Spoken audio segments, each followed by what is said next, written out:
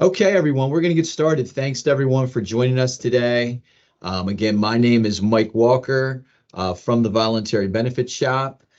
For those of you that don't know me or don't know us, we are an organization that basically brings the best in voluntary benefits, specifically life with long-term care solutions, to the broker community for them to then deliver to their clients, or for us to help them deliver to our clients. If you have a client that you'd like to talk to about long-term care or life with long-term care, please reach out to us and we can help you through that process to bring the best to them. We'll talk a little bit more about that as we go. But today's topic, we're talking about, are we ready for long-term care needs, and a review of the Transamerica Extended Care Report. So Transamerica, they did this survey and this report over the last, they did this survey and this report last year, just came out towards the end of last year. And essentially, what they did was they sent out surveys to a number of their policyholders or customers. Some were retirement customers, some were just insurance customers, and some of those people responded to the survey. So essentially, what they wanted to understand are, when people talk about extended care, do people understand what their care options are? Do they, think that long-term care could derail their retirement plans? Have they considered that? Do they know that, do they know, what their caregiving options are? And they really wanted to dig into like what people really know about long-term care, and really understand their customers' experience with long-term care, their understanding of, and whether or not they've planned for long-term care, and if they have, like what those plans are. And they found out some, surprising things. Now, certainly what spurred this is obviously, all the conversation that's out there in the marketplace right now about long-term care. A lot of that was created by, states trying to become prepared for, for long-term care, helping their citizens become more prepared for long-term care. And I think we all know that what's spurring that is the fact that long-term care has become the biggest drain on Medicaid, right? And so in any given state, maybe you know this, maybe you don't, but in any given state, long-term care is generally between 20 and 40% of a state's Medicaid spend. Okay. So it has become a very, very significant drain on Medicaid resources. And so states are trying to figure out, like, how they help take the pressure off their Medicaid systems. And, because of that, they have some states, have either implemented long-term care taxes or state long-term care plans, or are considering it. That's a whole nother webinar that we do, but that's certainly part of what spurred this, and just the overall unpreparedness of our, population in terms of long-term care. I found some of the things that were interesting about this study, and we're going to touch on a lot of this, but I found some of the things that were interesting on this study were some of the comments that people had. And so you can see the bottom of this screen, 1% of participants said that their biggest concern after cost being the biggest concern, but their next biggest concern was being treated with dignity and respect. I want to make sure that I have a voice in my care and my concerns will be validated. And, that's certainly, I think, a concern for all of us as we think about that, and probably most of the population. But the key to that is for people to have the financial resources, or for their family to have the financial resources for that voice to even be a possibility, right? And so that's part of what this is all about. So we'll kind of dig into to some of it. So just in terms of how this survey was structured, basically they sent out a 15-question survey, they being Transamerica, to more than 64,000 people. And of those 64,000 people, 1,700 responses, okay? They use convenience sampling with a target population of Transamerica retirement participants and employee benefits policyholders, and basically made use of their database with a range of demographics, industries, and other factors that might impact long-term care planning, okay? And so here's some of the things that they were asked. Study participants were asked what they knew about extended care / long-term care. Those terms are synonymous in terms of this study. Extended care was defined to ensure, shared wording so that people understood like really what extended care was, essentially the type of care that's needed when somebody's, unable to provide care for themselves. They were asked about their future plans, what their plans were for extended care or long-term care, what their experiences were with long-term care, from a family situation, and their biggest concerns when they thought about long-term care. They were also asked to provide their age, income, and other demographic information. So here's some of the things from a demographic scenario that was part of the study. So 55% of respondents were married, 2% were disabled, 45% were either single, divorced, or widowed, 64% were female, 49% didn't have or not sure if they had life insurance. Wow, that's a surprising, right? Almost 50% of people didn't have life insurance or didn't know they had life insurance. 76% of people worked full-time, 16% of people were already retired, and 16% of people had just a high school education or less. Okay, so most of them were, had some level of college education. And so just to kind of give you a framework of the demographics here. Okay, so some of the key takeaways that we got from this, and we're going to dig into the details a little bit, but some of the key takeaways is that participants believe that they should plan for the inevitability of long-term care. Okay, so people knew they should plan. A fair amount of people had experience providing caregivers for others, maybe a parent or another loved one. Many knew that they needed to plan for long-term care, but had not yet done that. That's a common one out there. Most people thought that cost was the most important issue that they needed to consider. And most had a preference for where and how their care was going to take place, which makes sense, right? We all want to have a voice in that. Okay, so here's a couple of the questions. So survey question, how much do you agree that your retirement planning should include your needs for extended care? So you can see out of this, 74% of people completely agree, once they understood what extended care retirement planning was, that it needed to be part of their retirement plan, okay? Another 17% somewhat, agree. So 91% of people agree that extended care should be part of their retirement planning. Okay. One participant said, making sure that I pre-plan for me and my husband's future needs without any assistance, right? People want to be prepared, right? So people do agree with that. That was pretty much, and then across age categories, people agreed that there was a need to plan. Okay. Really across, you can see the chart here, anywhere from 18 to 40 to 70 plus. The majority of people above the threshold there, above the 70% threshold, agree that there was some need to plan. Even those without life insurance understood the need for extended care planning. So 70% of people of those without life insurance agreed that there was a need for planning, while 78% of those people with life insurance completely agreed that there was a need for life insurance. My vehicle tag is 5EX95. Sorry, guys, I hit that mute.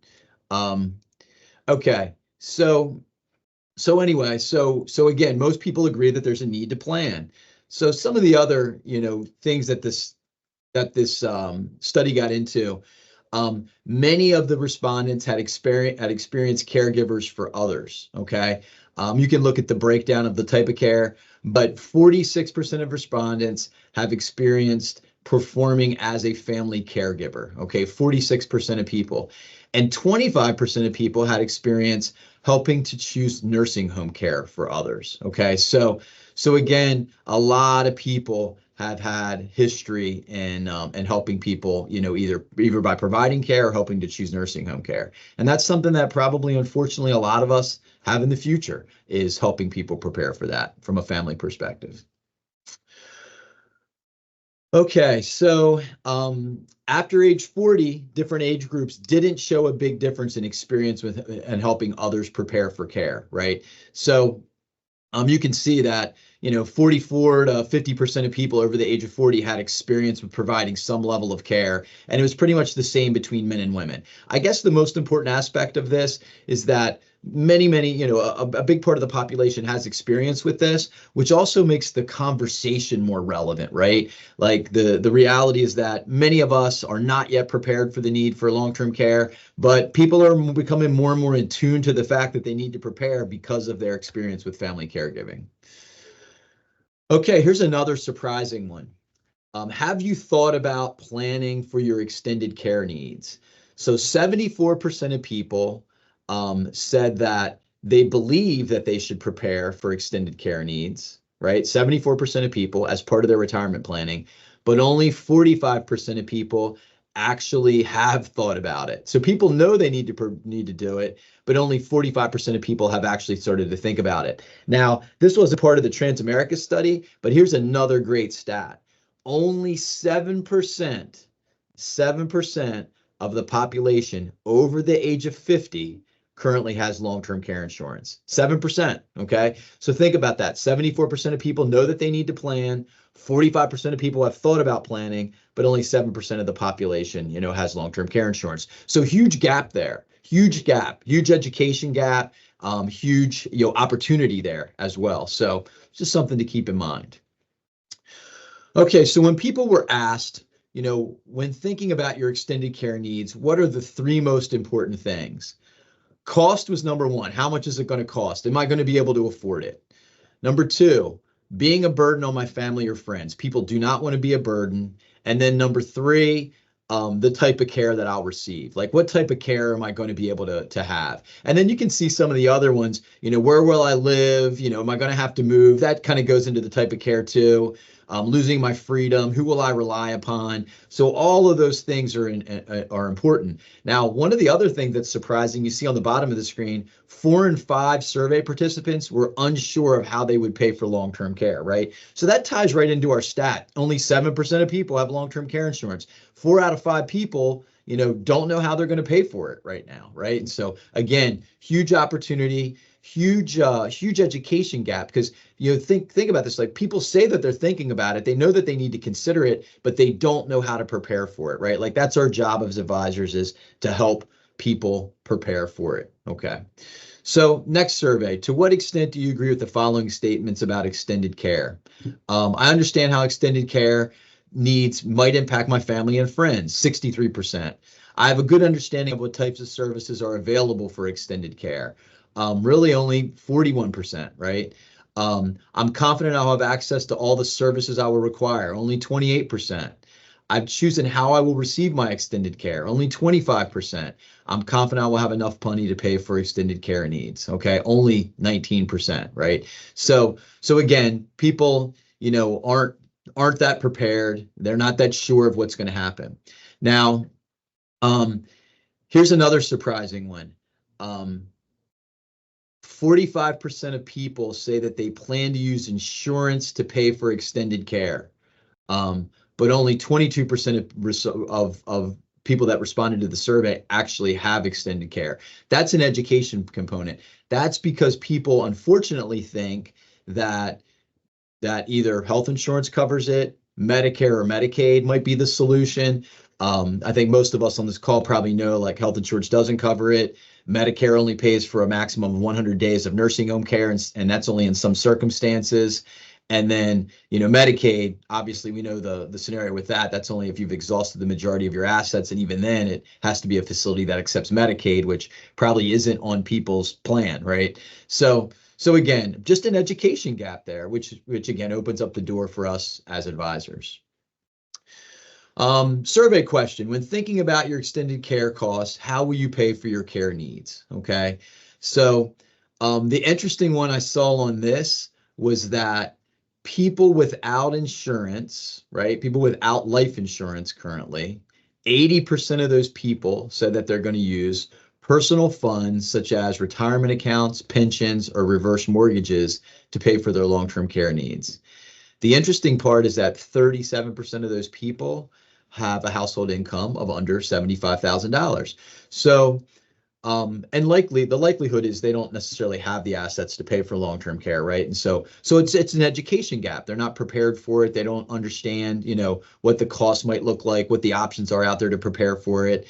Some of us might say, well, they probably can't afford long-term care insurance, but the reality is with these life with long-term care options, they probably can to some extent if they prepare early.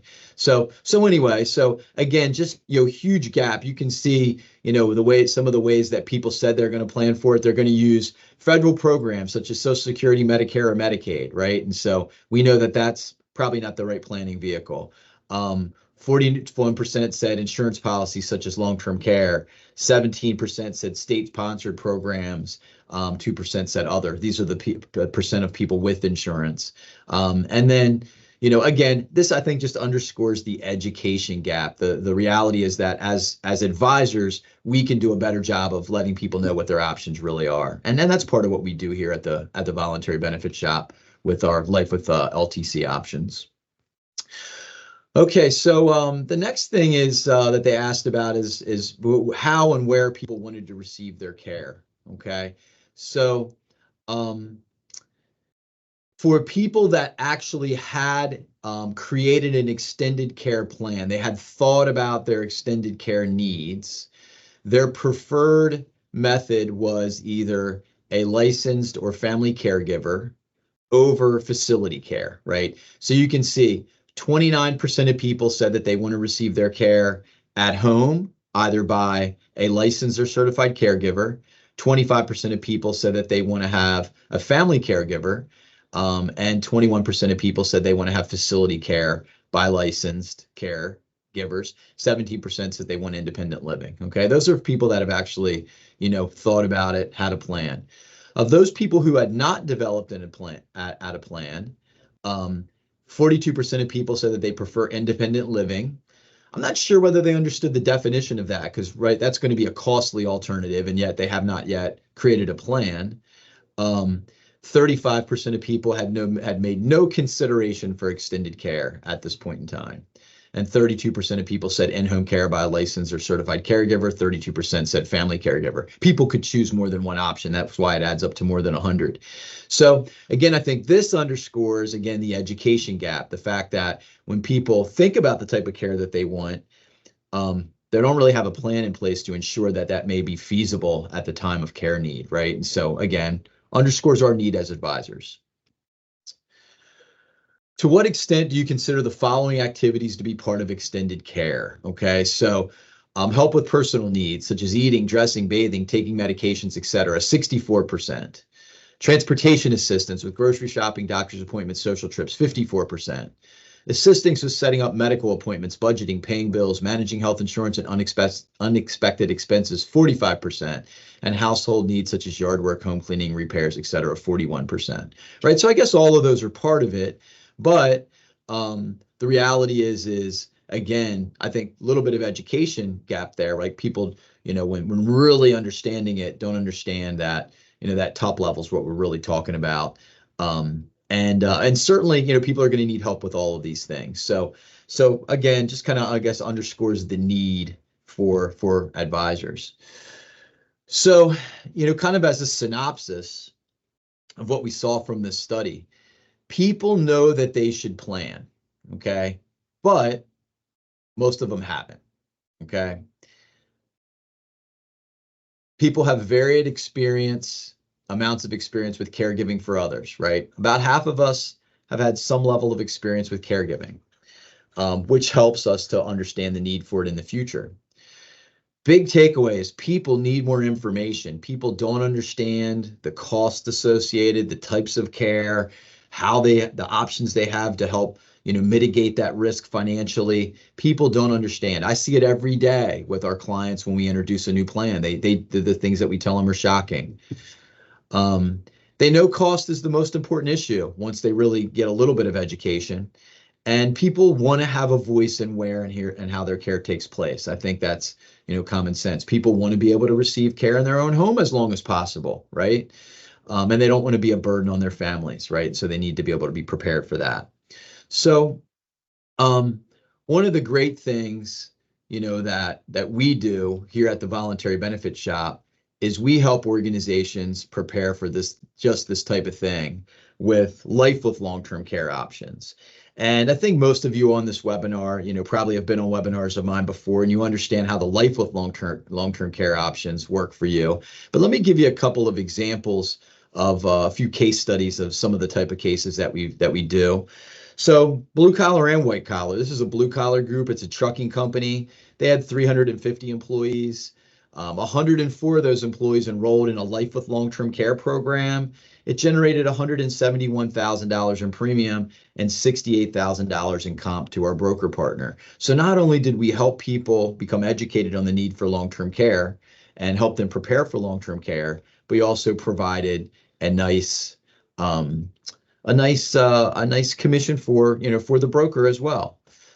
This was a defense technology firm based out of New York, really high level, white collar defense technology firm, 650 employees, 151 enrolled, $212,000 in total premium and $84,000 in comp to our broker partner. This is a 400-person employee financial services firm, really high level, based in Baltimore, Maryland. Of the 475 enrolled, 220,000 in premium, $88,000 in comp to our broker partner. And even some schools. This is a private school in DC, 90 people, 27 enrolled, $48,000 in premium and almost $20,000 in comp to our broker partner. So you can see blue collar, white collar, larger group, smaller group. We typically get that 25 to 40% participation, from our client base. Now, what we really help with our broker partners is we really help them create a life with long-term care sales pipeline, right? So we help by doing an educational product rollout with your team of consultants, producers, account managers.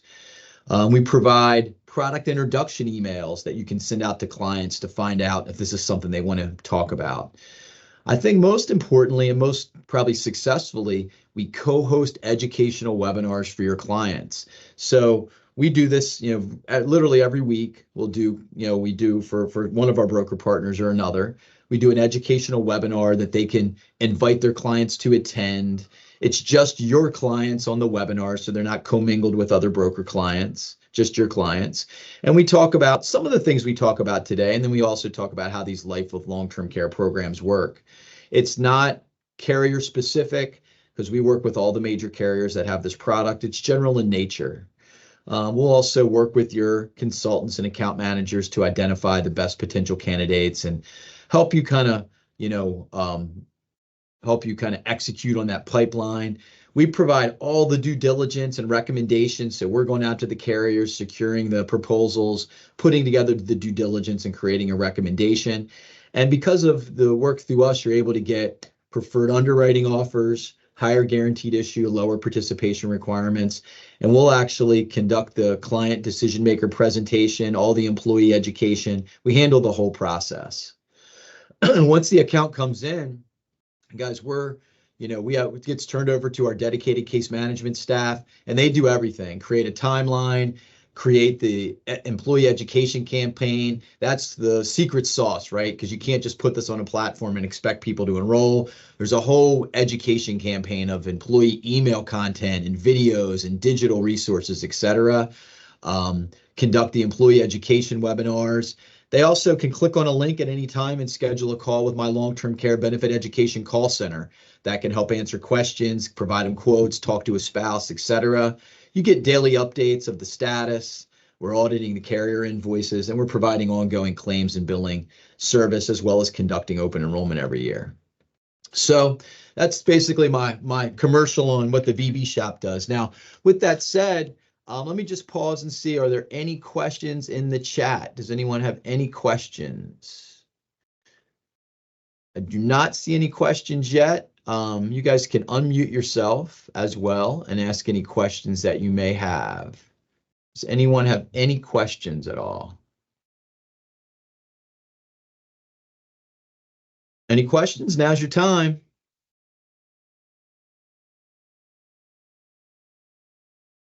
Big group for there to be no questions. Any questions at all?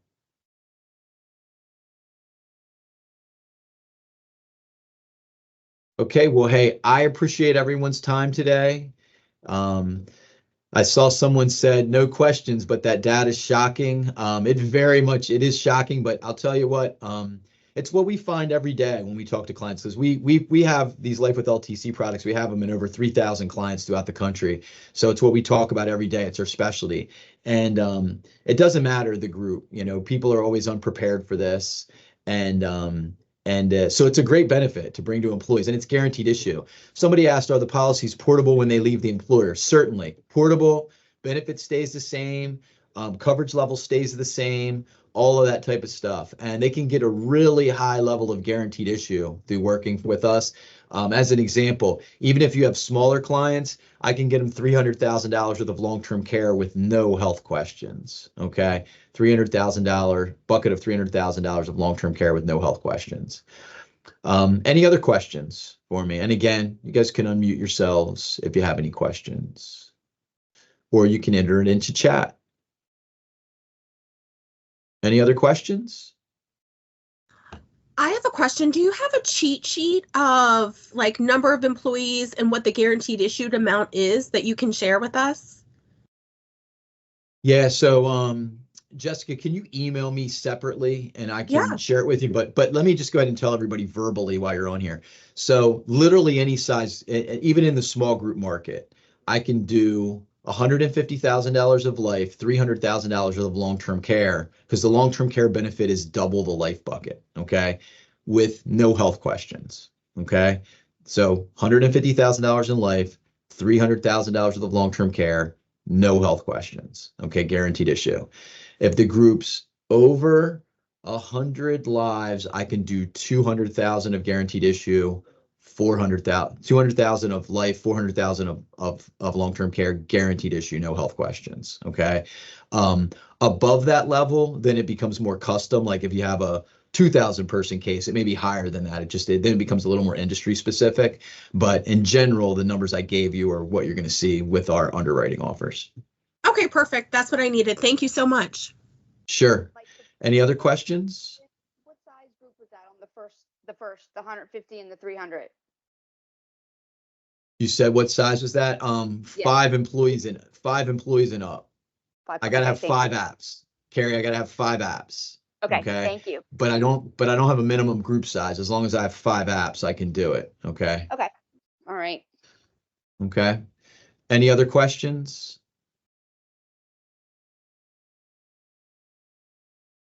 Guys, great questions. Thanks for attending. My contact information is on here. Feel free to reach out to me if you want to talk about a specific group, if you want to talk about something for your agency, whatever the case may be. I can show you, how our communication campaign works and all that kind of. That's a whole nother webinar, right? So appreciate your 30 minutes today. I know it's tough to carve out 30, and I really appreciate your time. And I hope everybody has a great